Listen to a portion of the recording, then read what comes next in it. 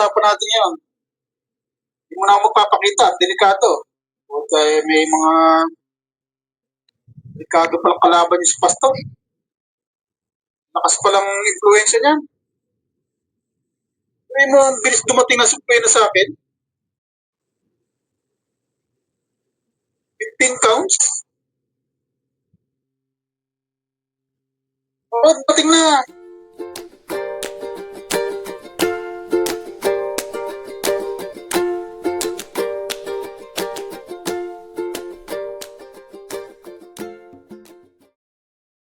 Ayun, shoutout guys. Welcome to my YouTube channel, Roselski TV. I-topic ulit po natin si Federico doon sa last live niya na dumating na raw yung subpoena niya. Ang bihira. Ano kaya ang nasa isip nitong si Federico at ganito ang nagiging topic niya, ano? Sa halip na tumahimik na lang at gumawa ng paraan, ay nag-live pa siya ng ganito. At hindi natin alam kung papaniwalaan natin itong si Federico o may binabalak na iba. Dapat sa mga ganitong dinadatnan ng mga subpoena, gumagawa nila ng paraan, di ba? Pero parang ganito pa ang kanyang ginawa, parang nangaasar, di ba? Na malakas daw pala si Kuya Val sa daet at Lunes lang ipinail yung kaso, pero dumating na agad ang subpoena niya. Ewan ko ha. Kayo mga fans, mga viewers, naniniwala ba kayo kay Federico sa kanyang aksyon na to, or lutang lang talaga siya kasi hindi na siya makatulog sa mga kaso na isinampa sa kanya ni Kuya Val at ng pamilya ni Biancy? Ano po? Panoorin po natin yung kanyang naging live.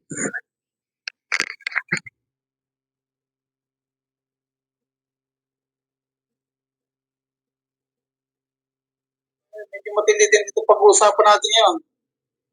Hindi mo na ako magpapakita, delikado. Okay, may mga delikado palang kalaban niyo sa pastor.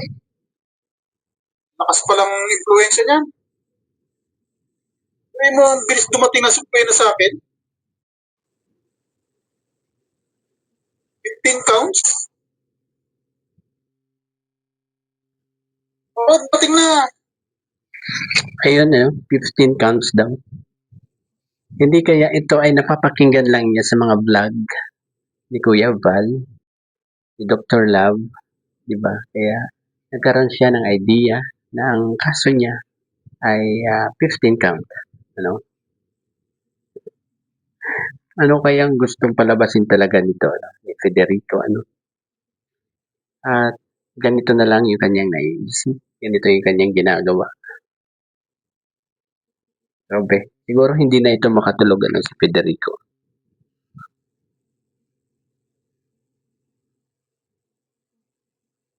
Kukonsulta ko muna sa bukas. Baka may abogado bukas. Sa munisipyo. Sa munisipyo namin. Lakas pala ng influensya niya, Pastor sa diet. Anak ng wedding. Malakas talaga yan, Federico, Kaya pala nung una hindi siya makadimanda kasi mahina pa influensya. Guys, kung totoo man ito, napakagaling ng cybercrime unit ng DAET, ganun kabilis nila napapadalahan ng subpoena ang mga nakakasuhan ng mga ganitong cyber libel, At lalong-lalo na isang 17 years old ang nagsampa ng kaso, dito sa isang senior citizen na rin. Grabe naman, bilis. Ano sa palagay niyo, guys? May binabalak lang ba itong si Federico, or talagang dumating na ba talaga? Ganun kabilis, At alam naman natin na busy ang mga ngayon kasi gawa ng dumaang mga bagyo, 'di ba? At kung totoo man ito sana um, totoo nga para masampulan na itong si Federico. Pero wag muna tayong umasa kasi baka ito ay may pinaplano si Federico na iba At pansinin niyo naman mga guys kung ikaw ba ay napadalhan ng isang subpoena na ganito,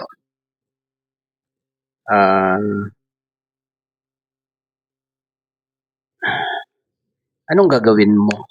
Ano? Anong magiging action mo? Ganito rin ba kay Federico?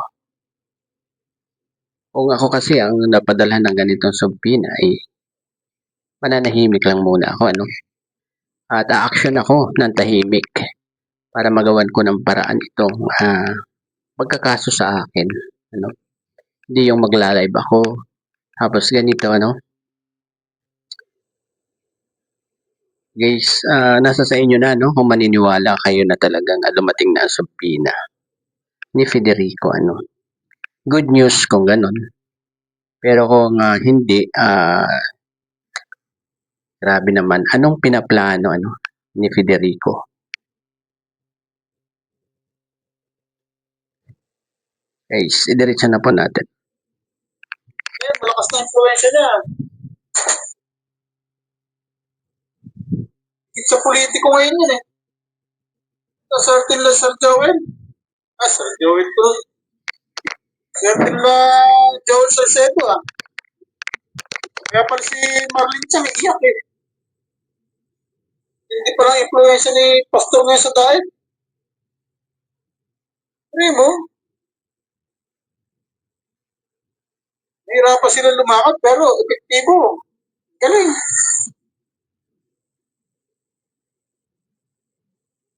Nasampulan ako ang galing Lanjo.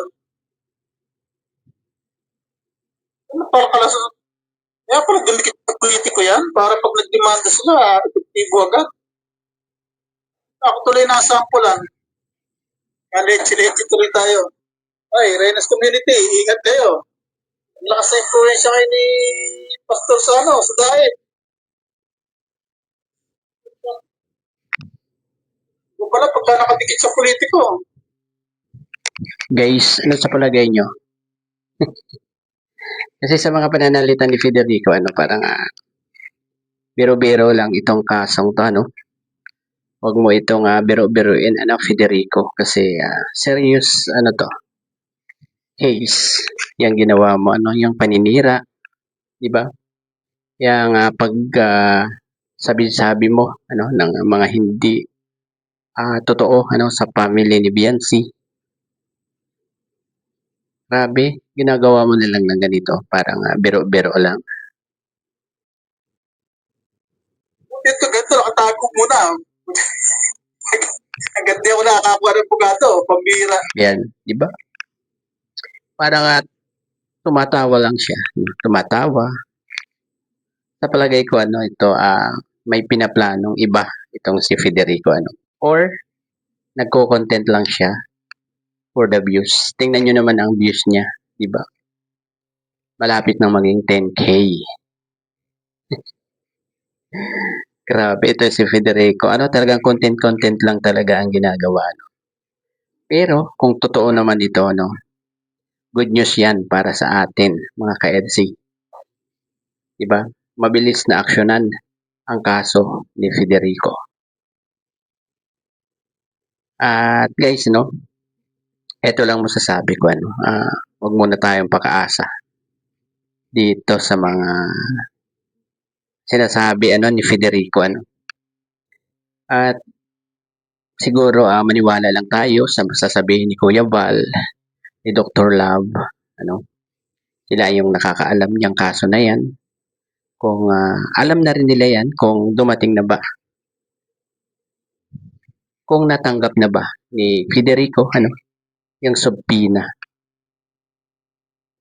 Ano po?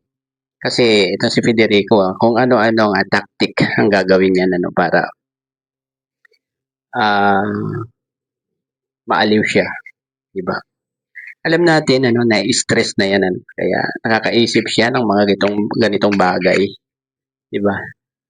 Na ginagawa niyang biro-biro lang yan. Ang totoo, kinakabahan na siya at na-stress na habang palapit na ano ang dating ng kanyang kaso. No, yun lang ano mga ka-EDSI. Pero diretso pa po natin ano, yung kanyang mga sinasabi.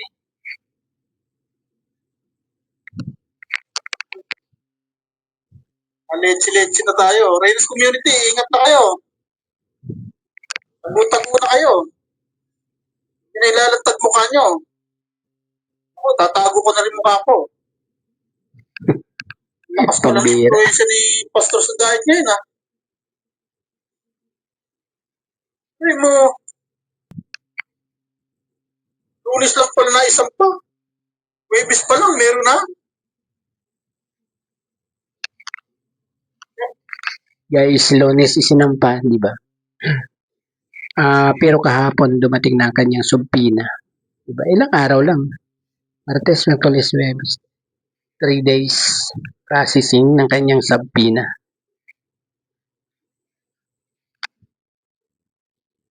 Napakabilis naman talaga umaksyon ano, ng mga cyber crime unit dyan sa DAET kung ganun talaga, kung totoo.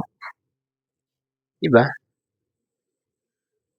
At guys, ano, diretso na po natin. Wala matagal na ako sinusurveillance dito. Kasi nagpaplano pa lang pala, alam na kagad kung nasan ako. Yun, dumating kanina. Pero kukonsulta ko muna sa abogado. Pwede mag-counter. May 10 days pa naman ako para sagutin. Hindi ko kaya sagutin, magtatago na lang ako. Kaya ngayon pala, tatago ko ito pagmumukha ko. Bahala kayo dyan. Ayun, kung hindi daw niya sasagutin, magtatago na lang siya. At sa palagay mo, ano, Federico, ano, pag nagtago ka, hindi ka susukol ng batas. Lalo ka lang problema niyan, Federico. Ano? At kung matapang ka talaga, dapat harapin mo yan. Ano? Harapin mo dapat yung kaso na isinampa sa iyo ng taong sobra mong binuli ng matagal na panahon. Ano? 4 months mong binuli. Di ba matapang ka? Bakit yan ang sinasabi mo? Pag hindi mo nasagot, magtatago ka na lang. Tatago mo na lang yung pagmumukha mo. Ang bira.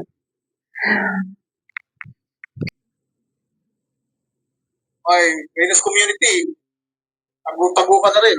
Yes, kung totoo yan. Delikado Kayo pala si na Pastor susunod, ngayon. ano? Joel Lakas Salcedo pala and influence Reyna's diet niya. Community. Nagdoswerto nila Brother Soy, tsaka nila, Payatas. Hindi pa dikit sa politiko na siya, Nanalo pala yung politiko nun. Tapos may mga kasanggapang board member. Anak ng wedding. Wala na, tago tayo. Kayo, kung sabagay kayo, nasa abroad kayo. Puta, lugi ako nito. Ayan, logi ka talaga kasi nandito ka sa Pilipinas, ano? At kung sino man yung tinutukoy mong nasa abroad, ano? Yan ba ang mga nagpabayad sa'yo? Yan ba ang mga nag-push sa'yo na ibas ang kalingap, lalo-lalo na ang EDSI or si Biancy, di ba? At ang family ni Biancy. Sila ba yun? Sigurado, kawawa ka. Di ka na nila niyan tutulungan, Federico, kasi kaso na yan. Matatakot na yan sila. Takot na lang niyan, mga yan, na ma-deport, di ba? Kapag oras na makasuhan, di ba? Ikaw kasi parang tutang sunod ng sunod, ano? sa mga nasa ibang bansa na sinasabi mo?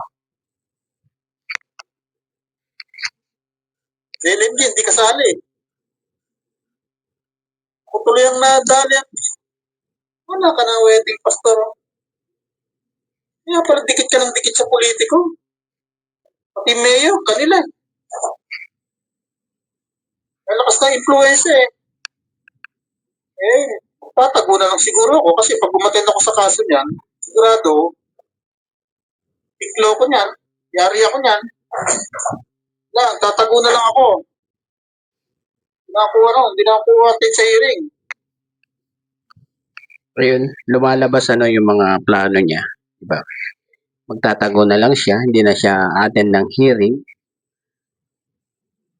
At least dito, nabubuko natin, si Federico, na yun ang plano niya, Hindi na siya attend ng hearing, magtatago na lang siya. Palaguin ko na sila. Taguan ko na sila. Mas magla-live-live na lang ako nung nakatago pa ako. Hindi ako harap. Alam nyo, Federico, kahit itago mo yan ang itago, yung pagmumukha mo, alam pa rin ng publiko kung anong klase yung pagmumukha mo, sa dami mo nang inilive bago ka makasuhan, Dapat noon naisip mo yan, na yan ang magiging, patutunguhan, ng paninira mo, di ba? At hindi mo naman kilala ang mga tao, pero may nasasabi ka na napakasasama,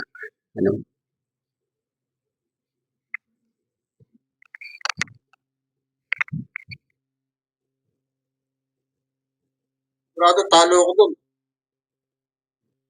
Imas ako ng malamig na simoy ng hangin. Simoy ng hangin. Malamig na simoy ng hangin. Malamig na rehas doon. Gitam, pamali-mali na ang kanyang sinasabi. Guys, kabado na talaga to si Federico, Sa halip na maghihimas ng malamig na rehas, ang nasasabi niya, maghihimas ng malamig na simoy ng hangin. Ang bira. Ay, nako, Federico, dapat alam mo na ganito ang mangyayari, sa mga pinaggagawa mo. Yung kuhatin ba? Wala kayo dyan. Taguan ko na yan.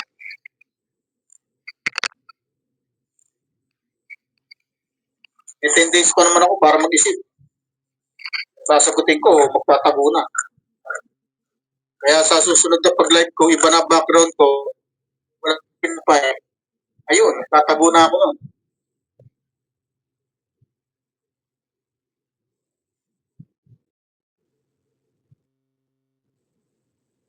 Wala na ako kayo ipapakita. Umpisa na ako magtago eh. Isip na nga ako. Pambira. Ayan na. Federico, ayan na. Umpisa na yan, ng paniningil sa'yo. Yan ay yung sinasabi ng karma, diba? Sa halip na namumuhay ka ng tahimik, na ipapakita mo sa publiko yung pagmumukha mo, ayan na. Tinatago mo na, At sana noon naisip mo yung mga ganyang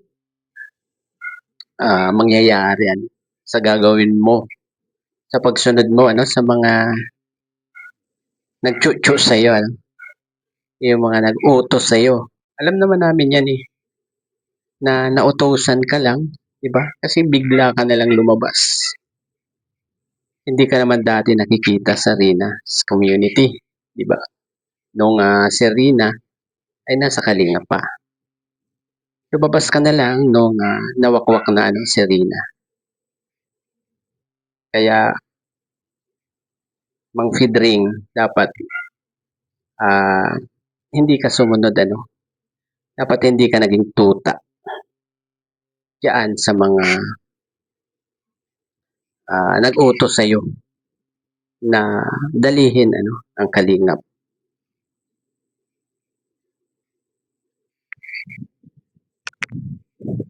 Bugado, konsulta lang 10,000. Ano yun? Kapagawa lang ng counter affidavit, 10,000 agad. Hindi na eh. Abuhan ko na lang yan. Wala kayo dyan. Nahuli, di kulong. Bahala kayo dyan. Ikaw ang bahala, Federico. No? Ikaw ang bahala. Ikaw ang matakot na. Kasi kaso mo yan, bakit? Iaano mo sa iba na bahala kayo dyan. Ay, Fedring. Nahuli. Kaya mo silang matuwa. Hindi naman ako papahuli ba? Pag nagtago ako, hindi ako papahuli. Bahala kayo dyan. Sino naman pulis magtataga sa akin eh? Cyber lang naman ang kaso. Ayun, sino daw magtsatsaga na pulis sa kanya? Cyber lang naman ang kaso. So, minamaliit niya ang cyber, yung paninira. Hindi yan dapat minamaliit, Federico, Crime pa rin yan. Grabe. Grabe to si Federico, Yung kriminal eh, ang gahasa eh. Tinatamad hanapin ng pulis eh. Hindi pa kaya cyberbullying lang. Tatago na lang ako. Hindi basta-basta cyberbullying, Kahit bumahid ako ng bukado, talo pa rin. Lakas kaya lasadahin. Pero panalo gobernador, pati mayor na Sinfurta, panalo. Pati congressman, tsaka mga board member. Ano labang ko dyan? Pag nagtago ako, may laban-laban pa ako. Mga buzzer na yan. Mumurahin ko kaya mga buzzer na yan. Marunong kaya ako magmura na? Ano mga buzzer, murahin ko kaya kayo? Ano kayo ng tatay nyo? Salamat niya kayo, na-update kayo sa mga pangyayari. Tamsak lang, hindi yung pa magawa. Ang bira. Utang na loob pa ng mga buzzers ni Federico, yung pag-update niya. Ay, Sak nga kayo kay Idoklat. Sa akin, hindi kayo makatamsak. Kasing utak yung mga meron kayo. Galit na galit kayo. grabe, Kung ano-ano na lang lumalabas sa bibig ni Federico, Ganyan ba ang nakatanggap ng subpina? Sa palagay nyo, guys? Sa palagay nyo? Ayun, tuwan-tuwa na kayo. Dahil na pagbigyan na kayo sa gusto nyo. Pag-demanda na tao, pinagtatawanan nyo pa. Tamsak lang, di kayo marunong. Kayo ng tatay nyo. Kasama naman kayo ba? Sige, sunod, di ko kayo update. Magkikita kami ni Hoy, lugi kayo sa akin. Si Marimar, makikita ko ng personal. Kakamayan pa kami doon kasi bago kami pumirma. Kakamayan muna kami. Kaya dagdagan ko kaso ko. Pag nagkita kami ni Marimar doon, pag nagkamayan kami, kumain ko na kaya. Ano kaya dagdag na kaso ng takma? Ganun din naman eh. 15 counts times 12. Mambihira, Iba-iba na talaga naiisip ni Federico, Palagay ko stress na talaga ito sa kaso na isinampa ni Viancy at ng family. At sa palagay mo naman, Federico, magagawa mo kaya yon? Saka hindi kakamay sa'yo si Viancy, Lalo't alam na ganyan ang tao, nakakamayan niya sa isang katulad mo. Ang bihira. Buti na lang sinabi mo yung plano mo, na pag nagkamay kayo, dadakmain mo na. Try mo lang. Lalong bumigat ang kaso mo, Pedring. Life sentence na rin yun, di ba? Takmain ko na kaya si Marimar. Nagkamayan kami, takmain ko na kaya. Ano mga bata? Guys, grabe grabe na ang naiisip ni Pedring Ito ba ang epekto ng Sabina? Ito ba ang epekto ng isinampa kaso ni Biancy kay Federico? Nagiging ano na yung utak niya, no? Sir, ano sa palagay nyo? Nakikita ko ng personal si Marimar. Kakamayan kami doon. Pag nagkamayan kami, haltakin ko kaya. Matakmaman lang bago makulong. Lumalabas talaga, no? Ang totoo, na may interesado ka rin, kay Fiancé, Federico. Ayan, kusang lumalabas sa iyong mga bibig na may pagnanasa ka kay Fiancé. Mas malaking kaso yun ba? Diretso siguro sa kulungan, no? Wala nang kasukaso, no? Walang hearing, no? Pati tulak ako ng piskal sa... Sigurado yan. Kulong ka kakaagad yan. Kaya ako tulak agad sa kulungan.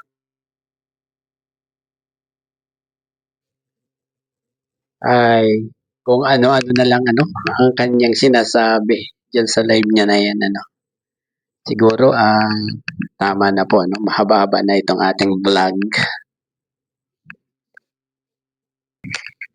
Ayan guys, hanggang dito na lamang po muna ang ating konting pagbablog dito sa live. Sa last live ni Lolo Federico.